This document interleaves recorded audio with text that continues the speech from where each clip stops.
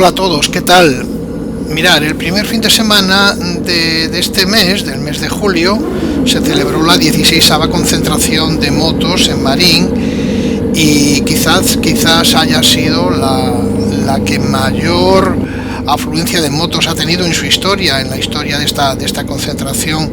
Las noticias hablaban de más de 3.000 motos. En todo caso, lo que está claro es que sí que había muchas motos y que había muchas ganas de moto también. Aprovechando el estreno de una cámara que estrenaba ese día, pues me acerqué con unos amigos y ahora os muestro parte del recorrido que se desarrolla por el ayuntamiento de Marín, por los alrededores de la localidad de Marín, y sube al lago de Castiñeiras, un lago de visita recomendable. Os podéis acercar con la moto, tiene una subida bonita y el entorno también es muy bonito.